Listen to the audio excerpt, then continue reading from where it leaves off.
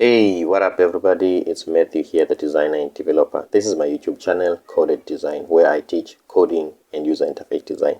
The first thing that I must do, I must congratulate you for making this far. You are getting there. Me and you, we are becoming better front-end developers. Let's continue. In this tutorial, I'm going to talk about CSS variable. I feel like this is, we are leveling up. This is a bit of not a beginner's concept. So buckle up, be ready. Now we are getting into more serious and advanced stuff. So what I'm going to talk about in this video, I'm going to talk about CSS variables. Okay. So CSS variables can help us to dive deep into the dry principle, meaning that we must not repeat ourselves. It enhances, it gets into, we are using that principle the most here with CSS variables. So let me first introduce a root.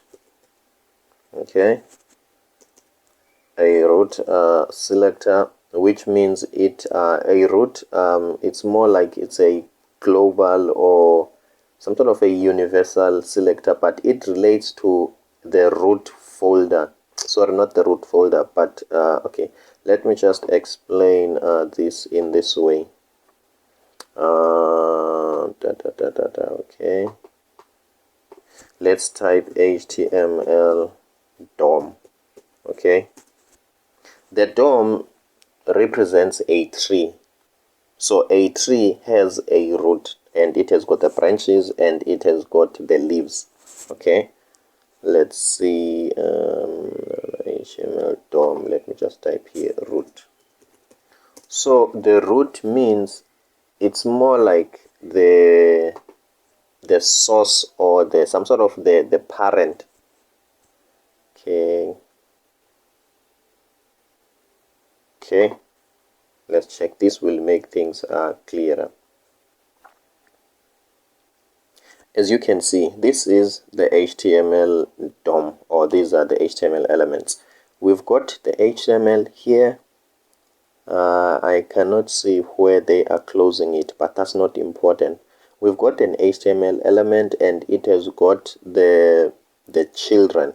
So as you can see here, this is the first children, the head, and obviously the head might have another children. But when we talk of a root in this hierarchy, in this let's say in this tree kind of a structure, the root is the beginning of the HTML, the beginning, the parenting tag. Okay, let me make that clear. This is a tree.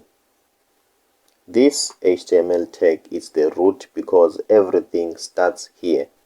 Everything that you see inside the head, the body, and whatever, they are just branches and leaves and whatsoever, but the root is this HTML. I hope now it's clearer. Okay, so going forward, when I'm about to talk about CSS variables, let's start about the root selector. So this, it's more like it's selecting the entire HTML document. So in the entire HTML document, I want to create a variable which I'm going to name it back color. So let me name it back color, and then say the black color is purple. Okay, as you can see, we've got a back color which is purple. Okay, then let's go back to our HTML document here. So now what I want to do, I want to change the hard-coded yellow color here in this class to be a variable, so that when I want to change it next time, I can just go to that variable and change that variable. Okay, let's see that. So as you can see that now in our root element, we've got the back color which is purple, The only thing that we need to make sure that we don't forget is this name, this variable name. Okay, so now we can go to this screen. Okay, I think this is a wrong naming convention. We cannot have a class which is green, whereas inside that class we've got different colors. So let's be smart here and apply good programming practices for naming our things. Let's say the B color as for background color.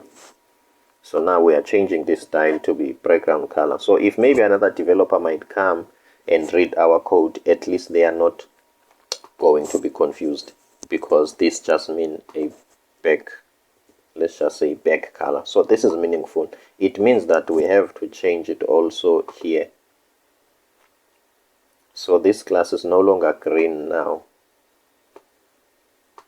because we are using it for different things, multiple purposes. So it really doesn't make sense if the name of that color is green. Okay, those are just good programming practices. Okay, we are trying to write a clean code.